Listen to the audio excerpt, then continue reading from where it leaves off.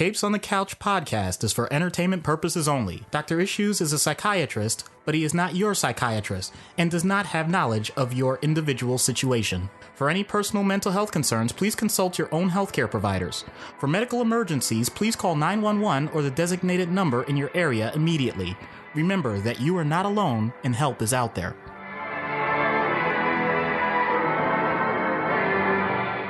Hello and welcome to Capes on the Couch, where comics get counseling. I'm Anthony Sitko, joined once again by my good friend, Dr. Issues. Hello, everyone.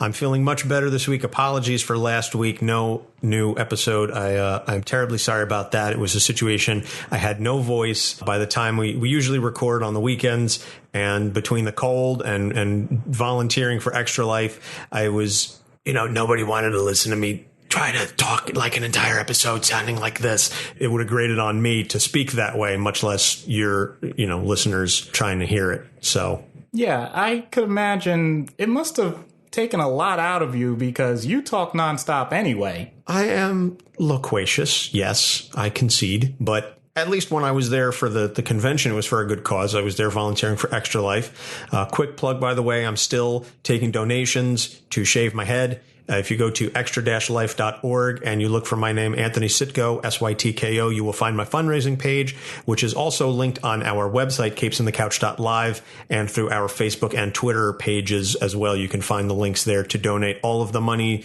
goes directly to Children's Specialized Hospital, which is the Children's Miracle Network affiliate. And if I raise $1,000 in the month of September, I will shave my head. So there's your incentive. Absolutely. I want to see this guy look like, I don't know, Lex Luthor, Kurt Angle. I don't know. What's he going to look like? I can't quite picture it, to be honest with you. I can't. It's going to be very intriguing. I have not had my hair this potentially short since this guy Fabian in freshman year of college said, "Oh, yeah, I can give you a real good fade." And he cut way too short and he brushes me off. Mind you, I can't see what he's doing, but he's buzzing and he's like, "Yeah, let me know if you want me to take any more off." And I look in the mirror and I have like no hair left. And I was like, I'm good. I'm fine. Thank you. No more hair loss, please. God's already taking it from me to begin with. So I'm just going to finish off the job. The other thing I want to mention before next week's episode is because we don't know who we're doing just yet for next week. And that is up to you, the listeners, in conjunction with the next episode tying in with the Walking Dead Season 9 premiere. We have our listener poll. You can go to our website. It's the top pinned tweet on our Twitter account. It's also on our Facebook page. It's a Google form. You just fill it out. Do you want us to analyze Rick Grimes, Negan, or the Governor in conjunction for our October 3rd episode right before the Walking Dead Season 9 premiere? And I know, Doc, you are all in on Negan. Yeah, I am eternally grateful for everyone so far that has voted for Negan. Unfortunately, I couldn't get approved the second question for the poll, which was, why is Negan the greatest character to choose? But you're doing a good job. In any event, you can go on, and I think it would really throw Doc for a loop if you went with, say, Rick, who, again, is my personal pick. My pick, because Rick has been there literally since the beginning, and he's just gone through an amazing character arc. And this is comics, mind you. We're reviewing comics Rick, comics Negan, and comics Governor, not the show. We'll mention the show, of course, but the focus of the episode is going to be on the comic version of these characters. So that's on our website. Get in those votes now. And then after that, we've got two president picks, DC villains back to back. It's Hank Henshaw and Vandal Savage. So that's going to sort of tie in with the DC CW shows that are going to be coming out in the month of October.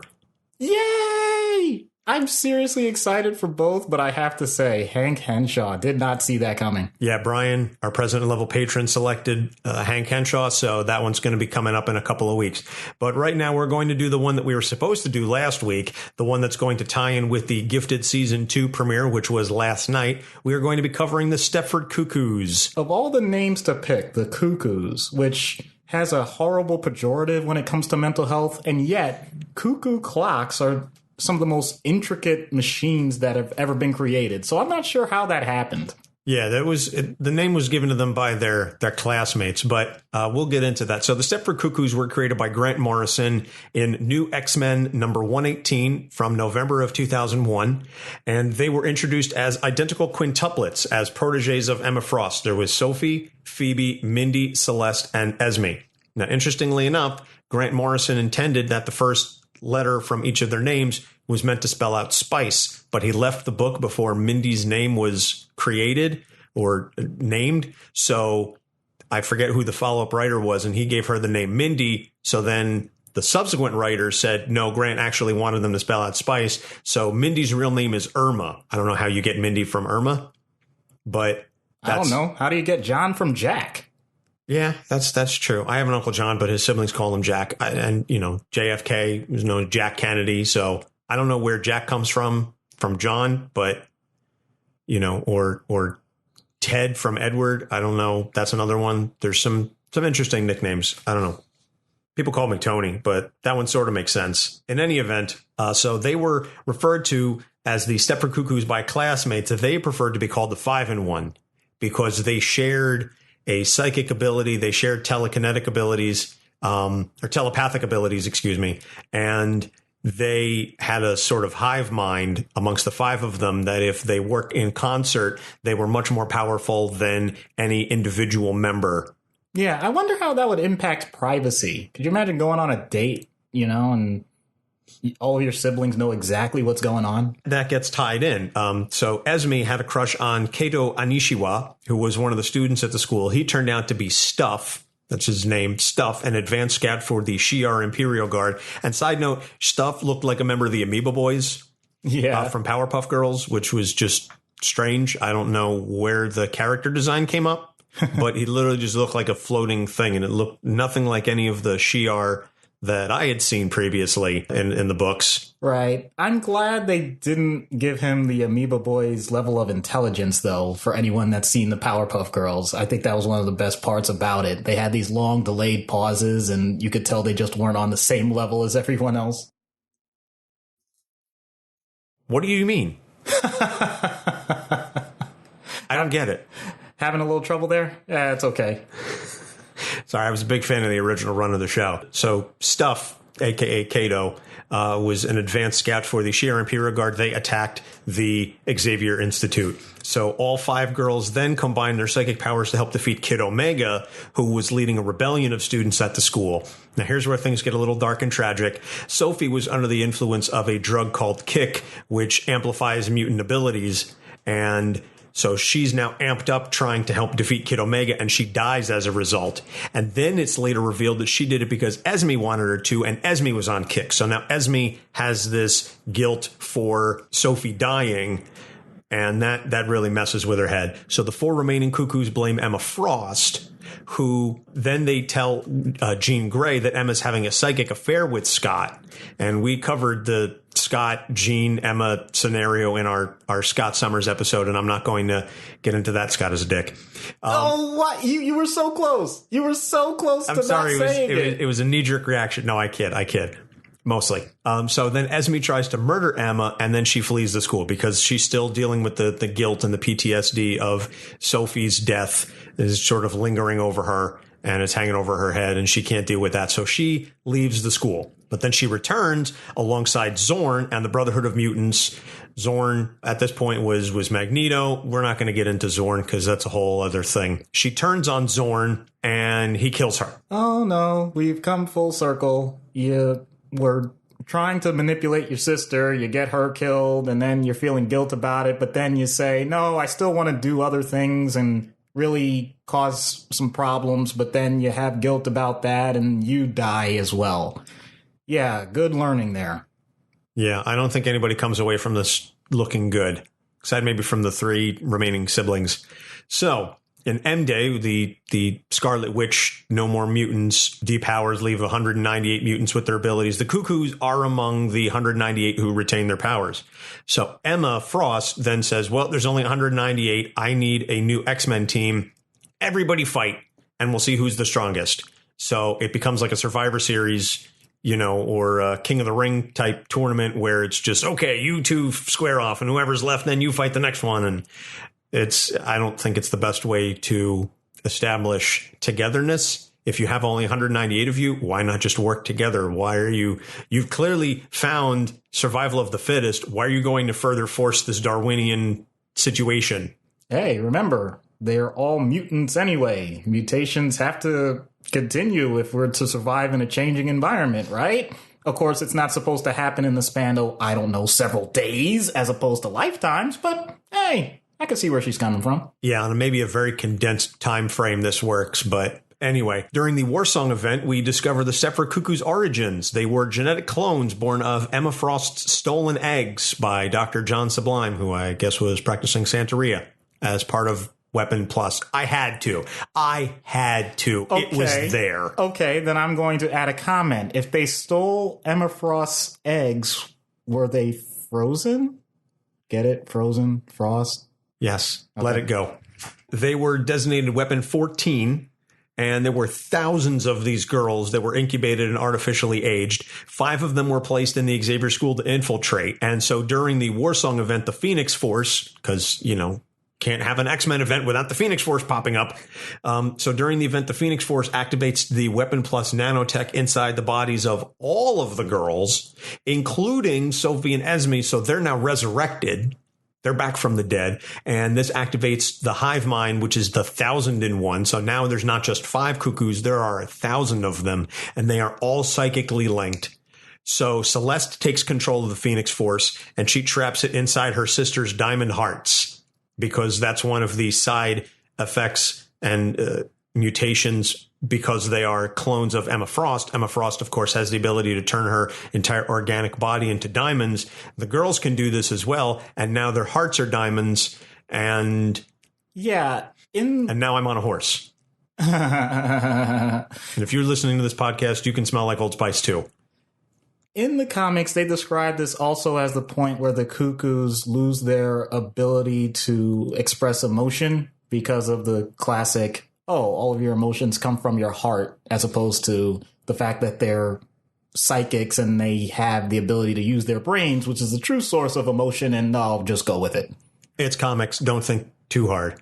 So during the Utopia event, the girls then lost their Phoenix abilities and they became depressed because they had these godlike powers and now they don't. So afterwards, the 3 girls are determining whether they stay in Utopia or they go back to the school. Mindee and Celeste wanted to stay on Utopia. Phoebe decides to go back to the school. Celeste wanted to stay because she had a crush on Quentin Quire, who I just think is a cool character. I dig him. He's just like a punk, and he just, anarchy, and I don't know. It's just, I don't know why. I'm way too old to be identifying with the rebellious teenager type character, but I feel like this is all Sweet Valley High on steroids, Wow. Okay. Holy smoke. First off, you're dating yourself there, son, and as am I with the Sweet Valley High references. As opposed to practicing Santeria with Dr. Sublime? Yeah, real timely. All right, touche. Sweet Valley High, though, man, that's like my sister's. It's like Sweet Valley High and Babysitters Club. Like, why don't you just talk about that as well? Given the types of things we're going to be talking about, is it really that far off? Yeah, all right, you're right. When you're right, you're right. So Mutant Revolution is the next X-Men event, and the girls become a little more independent. This is where we sort of see a difference in the physical aspects, not just their personalities. Irma dyes her hair black, and Phoebe dyes her hair red. So now we've got, like a black hair and a blonde and a redhead, and there's a joke somewhere, but I'm going to leave it alone. Especially since we're trying to be PG about all this. Yeah, most of those jokes don't go PG. So the girls all rejoin the school, and then Celeste is the first one to discover Emma Frost after she was killed. So that's traumatic because she's their mother figure-ish. She's a mentor to them, even though, Esme tried to murder her, and they kind of blamed her for having for Sophie's death, and they ratted her out to Jean. They still kind of looked up to Emma in a sense, because Emma did, in her own way, care about the girls and want to take care of them. We can cover Emma at another time because she's a very complex character as well. Yeah, we've mentioned her, obviously, with the Scott Summers episode. We mentioned her in the Sentry episode, and I'm sure she's going to continue to come up. Oh, yeah, definitely. She's one of the main X-Men characters, in the past, I would say 20 years. So she will get referenced again and again until we find some way to shoehorn her into an episode or, just dedicate an episode to her entirely because she is worthy. So that's the background on the Cuckoos. So let's talk now about the issues. And this is something that we mentioned a little bit in the background because there are 5 identical girls. And this is something that tends to happen in real life quintuplets or real life multiple births. Each member of the group has difficulty finding their own voice, and they have problems distinguishing their individual personality amongst the gestalt, which is just a fun word to say. And it always reminds me of G1 Transformers, Devastator for the win. But this is something that we see in, as I said, not just in the comics, but we see this in real life multiples, whether it's twins, triplets, quints. The group has a collective personality, but then each individual member has their own, and you're always going to be known as part of the group. But how do you distinguish yourself as an individual? So, Doc, if you can talk a little bit about what that's like for a member of multiples to distinguish themselves. I'm going to start, and I had given this some thought before, but I just thought of this on the fly. We actually have friends who have twins, and I know multiple people who have twins. And at one point on Facebook, their mother pointed out, please refer to them by their individual names, because so many people would say, I'm not going to say their real names, but A and B, that people would address both of them at the same time as A and B so much that the kids started to repeat A and B as if that was their name. So that's how powerful this type of bond can be, because it's usually easily detected outwardly from their physical appearance, even if they're not twins. Even sometimes when you get fraternal friends with different genders, you can tell that they're very closely linked. So it's much simpler to establish the fact that there's something that connects them. But then what's going to be the differentiating point? Is it going to be their personalities in terms of how they interact with others? Is it going to be how they interact with each other? Because we know there's no such things as siblings perfectly getting along all the time, 100%. Is it going to be their different interests in life? Is it going to be how they respond to their parents? What parts of each of their parents they're going to take here and there? Identical twins, triplets, whatever, are great to review because you technically have the same genetic makeup. So at this point, we can establish any difference for the most part as being all of the nature versus nurture situation, all of the external, all the environmental factors as being the main inputs. Is that totally true? There's some more research that indicates it may not be, but whatever, we'll go with it. So in a situation like this, where we're talking about mutants that have an incredible power that's already going to enhance their link, it's not just a matter of the basics of what we're talking about in reality. It's the fact that they can enhance that on a completely different level that no one else can understand.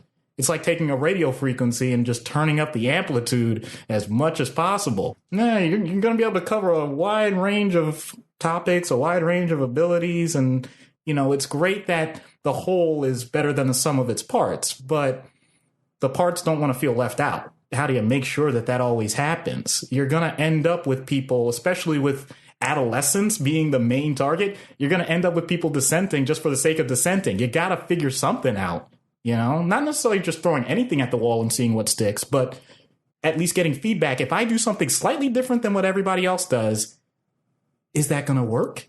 Is that a positive? Is this something that I can do for the rest of my life and get good results? Or is it something that everyone's going to shun and I'm going to have to hide? And I'm actually going to have to weaken my relationship with everyone else. Maybe not intentionally, but just noticing that now all of a sudden I'm the quiet one, or I'm doing something a little different that nobody else approves of, so I have to hide it. There's so many variations on how this can go, but it all comes back to the idea that we love ourselves. In general, we want to be happy. We want to have things work on a level that isn't going to interfere with what we already have and hopefully enhances it. But at the same time, because we know things are going to change with everyone else and change with the environment, we're going to be able to adapt at some point. So you're in a rare situation if you're in that type of relationship with a twin or any multiple, that you guys can come together at some points and you can branch out at some points. You know, the world's your oyster if you do it right. That's an interesting take on it. I like what it means for the grander scheme, that it allows, as you said, they can come together and they can go apart. It doesn't necessarily have to be limited to just multiples. That can apply to siblings as well. But because identicals or multiples are so intrinsically linked by virtue of their external appearance, that adds an additional layer on top of it. But I find that happens to siblings in general. You know, my sister and I are very close. There's things that we're exactly the same on. And then there's parts where we are, you know, worlds apart. But so there is that room for some personality differences and distinguishing factors. But by the same token, because we are connected, because we are siblings, there is that togetherness. And that's something that I think, as I said, applies to all siblings, but it especially applies to multiples, even fraternals that don't obviously share the genetic and the physical same as the Stepford Cuckoos do. So the next thing that I want to get into is the deaths of Sophie and Esme. And this is something that the girls have a lot of difficulty coping with, particularly how they died. We see that, you know, Esme carried a lot of guilt, and that's why she really went rogue from the rest of the group. And then that resulted in her death as well. Hey, we are not discussing rogue right now. How dare you? I'm sorry. I couldn't resist. All right, easy there, sugar. This is something that the girls have to cope with. And that is not easy to do. And so I don't know if you want to get into survivor's guilt or some of the other added things that the girls have gone through as a result of their experiences and the deaths and going from 5-1 to 4-1 to 3-1. We've discussed grief and loss in the past, but the additional aspect with this when it comes to losing a sibling, someone that, especially in this case, is on your level in so many ways and you share such a close, direct bond, that's incredibly powerful for anyone, obviously. But we can go back to Sophie as someone that was trying to do the ultimate good. She was supposed to be an example of a shining light in the world, trying to show not just that she was going to make an impact, but together with her sisters, they were going to do some amazing things. And she died for it. So what message does that send? You can't win, don't try? I mean, I don't think that's fair, but it's a possibility that a person can respond that way. What was she doing to obtain that goal? She was using an external source. She was using a substance. She basically was trying to really enhance things above and beyond what anyone would have expected. And it was because of one of her own sisters that she was doing this. I'm going to take it aside and bring it to the real world. For example, if someone's dealing you substances and that person dies, at least where we are, you can be charged with manslaughter or murder. That's a pretty big deal. It's not something to be taken lightly. So it shows, okay, push the envelope, do everything you can, and you're going to suffer. That's not exactly a positive message to glean from something like that. We mentioned that the survivors blamed Emma. So once again, literally, genetically, the mother figure of all of this. She was a teacher. She was supposed to be telling them do the right thing, and this is the result. So now it's, can you trust anyone? It just starts to really fall apart in that sense. And it can create a scenario where, let's say even, you survive, and obviously Esme died kind of going off on her own, but let's say you have siblings and you've already established that you may not have the exact same goals, or maybe you do have like similar paths, but despite having such similar genetics, one is advancing more than the other in their particular field. Does that mean that the other sibling is like less of a person? Does that mean that they're somehow a failure? They're not using their tools right, even though they started with the same toolbox? That doesn't sound fair to me, but that may be what they're going through. So in addition to the loss of another person, they're admitting that a part of them just died. A part of them has gone away, and they're not going to be able to get it back. So does that mean they have less to work with? Once again, everyone's their own individual. That doesn't automatically sound fair, but it's still within the realm of possibility of how someone can react. How do you move forward with that? Do you say that you're going to, quote unquote, pick up the slack and honor the person's memory by doing what they did? Are you going to just kind of, not just physically, but emotionally and mentally bury that part and just not think about it anymore? After all, technically, they have, 995 other siblings that never got the chance, right? So there's so many ways you can go with this, but I wonder if they had the opportunity, in the comics they did, how would they respond to the ones that died? Would they say that they missed them? Would they say that they made a mistake? Would they say, we're continuing to do what you did? So many ways to go with it. I just, really think they hit the crux, though, of pointing out it's never going to be finished. It's never going to be over when it comes to mourning and grief, but it changes over time. And thinking positively, it does get better. Yeah, I want to bring it back, though, to something you mentioned, I guess, about halfway through that part where you were discussing the notion that one of the siblings can advance farther than the other. And I think that's an interesting topic to discuss because particularly with identicals, whether they be twins or triplets, what have you, if you have the smart one or the athletic one, they're genetically exactly the same. But if one of them is succeeding in a path, say you have a pair of identical twins and one of them is a B student and one of them is an A student. Well, now it's not due to any inherent ability. It's due to work ethic and the impact that can have on the, I don't want to say the dumber one because it's not a matter of being dumber, but it's the one who's not achieving as much. That's really going to have a potentially detrimental impact. Or if you have one who's incredibly gifted athletically and one who's incredibly gifted academically, but the smart one isn't as good at sports and the sporty one isn't quite as good at, in the classroom.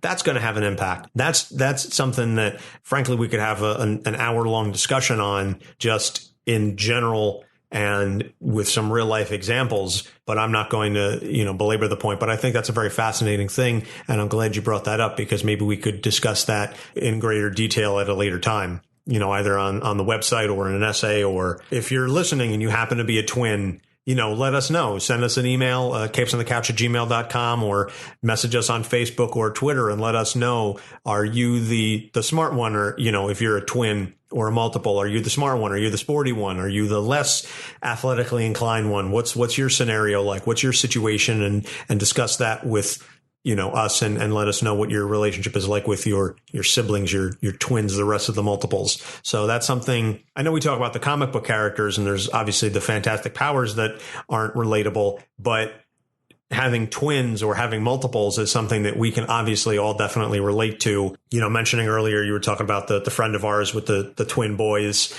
I know exactly the situation you're talking about because even my own, I never referred to them collectively or individually as A and B, but, that's so-and-so and she's the mother of A and B because they're a pair. Yep. And thankfully, she gives them different haircuts because they are otherwise absolutely identical. So I know B usually is the one who ends up with the bangs. So that helps. Yep. They're great boys. So now last thing I want to mention, and this isn't so much of an issue, but I want to mention their personality quirks because each of the girls ended up being defined by a particular personality trait. And we can discuss the impact that it has on the collective and the sort of, I guess, the five humours or what's that called? The four humours. The four humours. Yeah, of medicine that turned out to not really be sanguine and so on, and how they impact the personality traits. Yeah, which turned out to be total bunk, but still was a great, philosophical exercise, as this is going to be. Yeah, I'm gonna have some fun with this. So Sophie was the dominant one. And Phoebe's aggressive. Irma, Mindee, she's kind of laid back. Celeste is timid, but she's a little haughty. And Esme is the conniving one. So Sophie and Esme in particular, as the Esme being the conniving one, she's the one who got Sophie to use the kick and amp up her powers. And Sophie being the very dominant one, she was sort of the leader of the group. And she was the first one to fall. And that had an impact on the rest of the group. So that's a very interesting mix of personality traits. And if you can, I guess, if you want to talk a little bit about what that's like and what that combination can do and lead to. All right. We got great combinations to work with. I'm going to probably focus mostly on pairs because once you get into the higher numbers, it can get a little weird.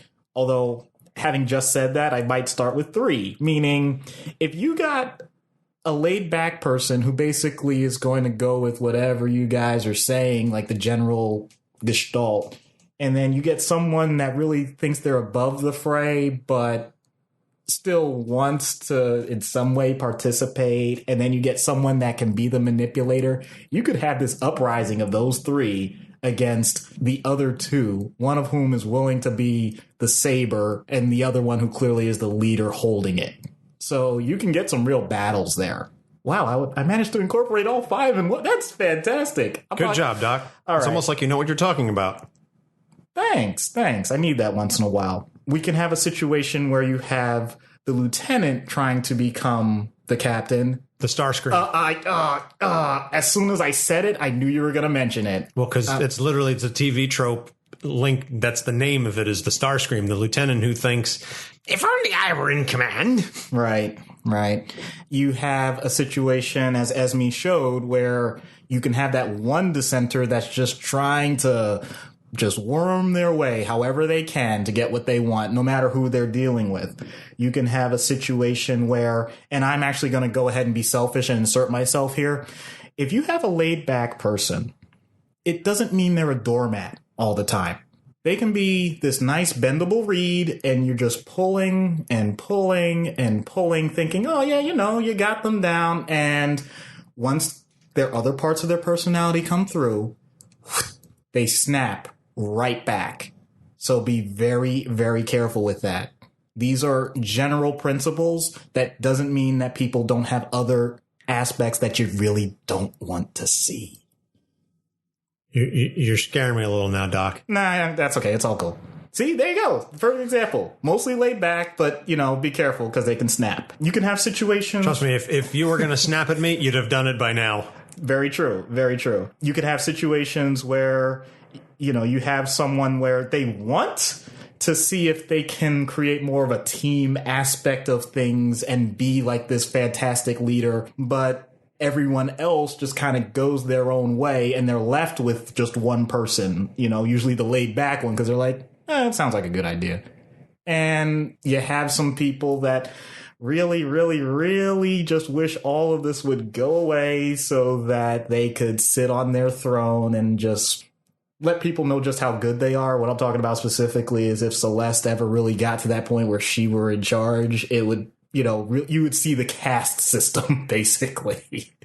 But yeah, these are all possibilities. I'm sure there are tons more. I'm not making this an exhaustive list. So if anyone else has other feedback that they've seen amongst themselves, amongst their groups of friends, amongst coworkers, their own family, we'd certainly like that feedback and have that type of chat too.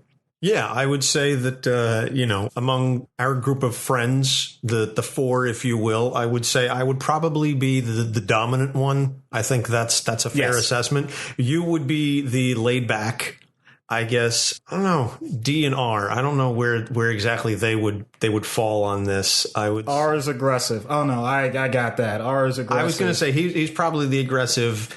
And here's the thing. I wouldn't call D like timid and haughty. That's not fair. That's really not him at all. Definitely not haughty. And definitely, honestly, I wouldn't say timid. I would say intellectual, like rational, like practical, just incredibly pragmatic. Yes.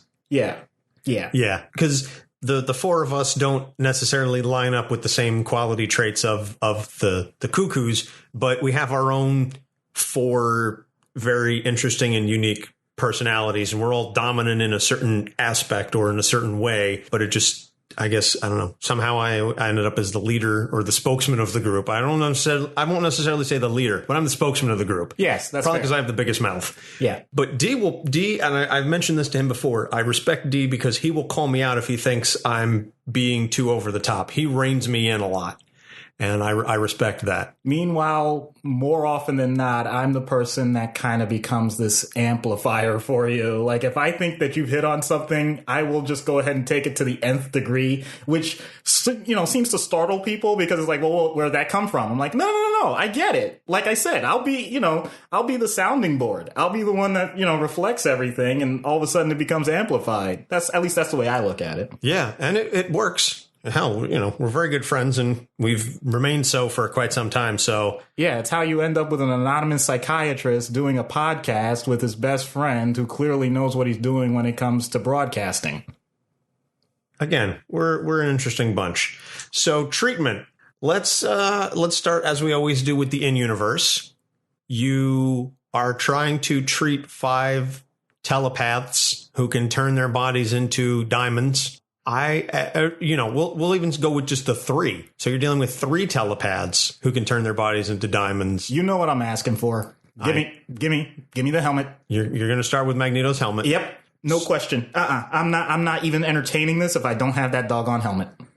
So having established that you are wearing the helmet, which I think in and of itself is going to be a trigger for them, how do you treat them?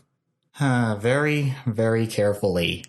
I want to keep this as individual as possible for my safety, mainly because I don't need their combined psychic powers to overwhelm me.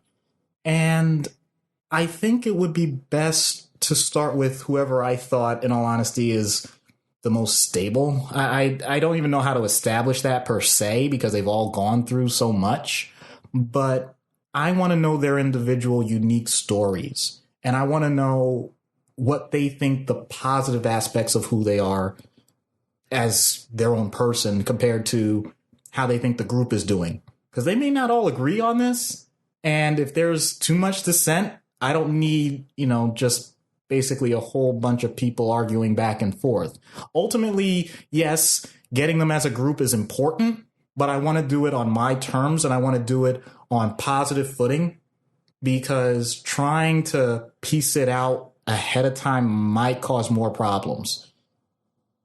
I'd be surprised if they would all even agree to the therapy, because I can definitely see when you get enough people saying you need help, you need help, you need help, someone's going to dissent. Honestly, you only need 2 people and one of them's usually going to dissent, which is okay because I'm not big on always doing group therapies or couples therapies, but it's almost a guarantee with 3. But if they're able to see that there's some progress made with 1 or 2 of them, then I think I could get the 3rd one to join in. And you notice I'm not giving individual names because I don't know who it would be. Sometimes we have these preconceived notions of therapy that, oh yeah, I know that person's going to do well, or I know that person is not going to be interested. I don't. There's really no hint other than the person just giving you the finger from the start. But other than that, honestly, it's not going to be that much different in universe than out of universe, except when it comes to their diamond bodies or whatever, they were described as perfect as opposed to Emma Frost, who has an imperfect diamond body. I would wonder if for the greater good, there would be a way to do something synergistically, like instead of just turning their bodies solid or whatever, like, are they able to create, along with their telepathic abilities, like matrices, like just giant barriers or walls or structures that could help things or that sort of thing? Like, see if I could enhance what they already have in a positive way and hopefully not have it just start showing literally cracks in the walls in terms of their personalities. Interesting. I think that the matrices in particular sound fascinating just from an artistic standpoint. And I think if something could be done with that, it would be beneficial to mankind for strength, obviously for diamonds, but also just in beauty. I think that could be cool. But again, this is never actually really going to happen, but it's just nice to speculate. So out of universe, real world, real talk, triplets who were part of quintuplets. 2 of them died under less than ideal circumstances. Now you're dealing with 3. How do you talk to them? I do start similarly, and this is a situation where the goals of group and individual start to parse out a little bit. Regardless of if they're triplets or whatever, everyone has their own way to grieve. I'm going to have to figure out what that is for each of them and lead them down an appropriate path so that they get the most out of it. Some people prefer to get out physical energy. They start to exercise more. They go on nature hikes. They, just want to be perhaps by themselves. They want to do things alone. Some people want the immediate support of their family and may wonder why their siblings aren't coming together more and want to do things with other family members and really have the deep conversations about how things are going, reminisce about the good times. Some people just have no idea and are just in a complete ball of rage and crying and whatever, and they need music and they just want to really just get it out any way they can, may turn to some unfortunate negative alternatives, alcohol, substances, and not understand that there are other ways to do it. And I have to introduce those to them. The idea of bringing all of that together and having each of them talk about it, almost like a survivors of death, survivors of suicide, whatever the case may be. And just, having each person have their say in the setting of knowing that they're going to continue to be together in some format. That's all important. In terms of the order that it happens, I think it stands from the previous statement. In that case, it's okay to start with the group if that gets everyone at least initially invested. There's a greater chance. So if we're talking specifically about the grief, all right, whatever it takes. How do you want to do this? Do you want to do this meet every week? Do you want to do this over Skype or telemedicine? It's the official thing. We don't use Skype because that's not as secured, But anyway, point being, we try and meet the person where they are in the particular circumstance. Try and see if everyone is on the same page. If they're not, figure out how we get them on the same page and then break it out, go individual. How are you going to handle your grief in a productive way that's not going to end up destroying the whole? Very well said. I think it's very important that we have these discussions about how we handle grief, because obviously that's a human thing. That's not stuck to just multiples. We all experience grief. We all experience loss, and we have to cope with it in a hopefully healthy way. Whether, as you said, whether it turns to exercise or art, or whether it's bringing people together, grief has a very powerful effect on all of us. And it's how we channel that and what do we do with that energy. We were just having a conversation not that long ago about what do we do with this energy. And okay, this happened to me, this external stimuli that I could not control. But what I can control is my response to the stimulus. And what is that going to be? And that's something that I've tried to do in my life over the past 10 or so years is the knowledge and understanding that I can't control everything else. That's why I wear a bracelet on my wrist that says it is what it is, because I understand and acknowledge that there's only so many things I can control, and that I can only control what I can control. And that once you come to that understanding, everything else becomes that much simpler, because you don't fret over trying to solve all of the world's problems yourself. You can just try and make your sphere of influence as positive as it can possibly be. So I think that's what the girls need to understand, or, the real life equivalent of the Stepford Cuckoos, however you want to phrase it, the out of universe. And that's something that we can all stand, I think, to do better with, is accept what we can and change what we can and go from there. As opposed to in universe, in which case I would say to them, hey, the world is now diamonds. Sorry. So let's take all of this and let's get you your helmet, and let's see what happens when we get the Stepford Cuckoos on Dr. Issues' couch. Hello, girls. I'm Dr. Issues. Hello, Doctor. Normally I don't do a group session, but given your abilities and personalities, I thought it best to see how you interact with each other first before splitting off individually. Oh, so you can pick us off and see which one of us is the weakest? Come on, Phoebe, he didn't mean it that way. Thank you, Irma, but you can call me Mindee. Thank you, Mindee. You're right, it's not about determining weaknesses. In fact, I consider you all very strong women in your own right. I just want to assess who each of you are. Don't we get the opportunity to do the same? Take off that silly helmet and let us poke around inside your head.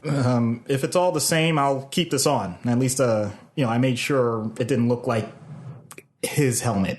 Even if it serves the same function. You mean Magneto? I was trying to get through this without using his name, but yes, I just wanted to speak to you girls without interference. Are you afraid of what we'll find? Oh, goodness, no. I assumed it would simplify the process if I was protected. Unfortunately, it seems you're just distracted by the helmet, so if I took it off as a show of goodwill and you give me a quick scan to show I'm not hiding anything, can we move along? Yes. All right. Okay, the helmet's off. We just have time for a quick... Oh, you're an interesting memories you have. Are you done? Almost. Just a bit more. I have to say, this feels strange. It's almost like I can feel you poking around inside my brain. You wanted it done quickly. That means we can't be subtle. Okay, girls, I think we've made our point. He's clean. Wow, that was not pleasant. I'm sorry, Doctor. My sisters can be a little rough sometimes. They mean well... Mostly. Oh, stop kissing up to him, Celeste. I'm not. You always do this. You make us look bad so you can come out smelling like a rose. Ladies, this is not a competition. I'm sure you all have your unique issues to discuss. Can I talk about how Celeste is an ass kisser? Can I talk about how Phoebe is a bitch? Can I talk about how you two need to shut the hell up? Can we talk about how no one likes Mindee? Can I talk about the fact that you need to focus on yourselves instead of criticizing each other? You need to watch your tone, Doctor. There's three of us and only one of you. Point well taken. I just want to make some progress. We've been doing just fine without you, Doctor. Yes, because everything has been peachy keen since Sophie and Esme died. Why'd you have to bring them up? Now he's going to ask all sorts of questions about them. What? It's the truth. We were great as five, but with them gone, things have gotten harder. Speak for yourself. I'm doing just fine. Wait, I'm confused. So is this a problem or not? Yes. Okay, just another reason why I need to know how each of you handle difficult situations individually. I think you're getting a pretty good idea at the moment. I see. So let's keep up with this yes-no system. I like this. Do you still grieve the losses of Sophie and Esme? Of course. Have you lost a part of yourself before, Doctor? Not just a sibling or a close family member, but an actual part of you? I can't say that I have. Then you have no idea what our situation is like. No idea how we grieve. No idea how we've managed to get along. I know we bicker and fight. What sisters don't? Hell, what siblings don't? But at the end of the day, we were five. And now we're three. Our only concern is making sure we don't lose any more of each other than we already have. Is there a way I can help you do that? Can you bring them back? Phoebe, come on. Look, I can do so much, but I'm not the one with abilities. Then we'll deal with it. Phoebe, he's really trying. We've scanned him. He honestly wants to help. Then he can leave us alone and let us do our thing. I'd like to ask if I could just work with Phoebe right now because, I'd like to focus on the one who's... No offense, but the point of greatest resistance at this point to treatment. So you are trying to divide us. Phoebe, knock it off. Oh, blow it out your ass, Mindee. Hey, don't talk to her like that. Why does it seem like I'm the only one who sees the reality in all this? Why are you always the one who's so quick to jump to the worst case scenario? Because someone has to replace Sophie. I'm sorry, but would you like a tissue? I'm sorry. I don't know where that came from. Phoebe, why didn't you tell us you felt this way? Because Celeste worries all the time, and you pretend like you don't care about anything, but I know that you do. And one of us has to be the strong one. That was Sophie, but now that she's gone, there was a void. So I filled it. I did it for you two. Wow, that's powerful. You've really held that in for a long time, huh? I guess I did. And I have to say, it feels good to get it out. There's no shame in that. There's no weakness in that.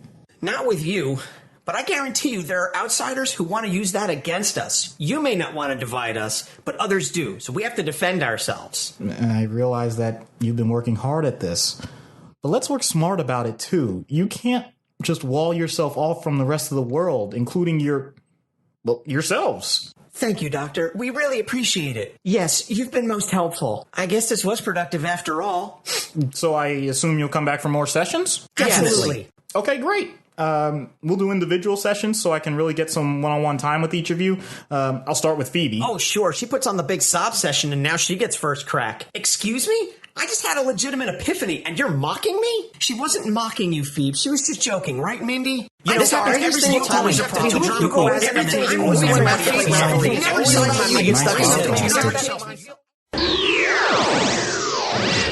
So how'd it go? In all honesty, remember that Sweet Valley High reference? Yeah. Yeah, just imagine that and I'm the only guy. I never read the book, so I don't know how it ended up for any of them. To be honest with you, neither do I. It just sounded like the right thing to say. All right, that's fair, I suppose. I can't hate on you for that. So that's going to do it for this episode. Next week is the Walking Dead listener poll episode. Are we going to cover Rick Grimes, Negan, or the governor? And yes, I know you're going to say Negan because that's what you want, Doc. I want Rick. Does anybody want the governor? I was going to say, you know what? We might end up with a backlash and the governor just ends up winning out of nowhere.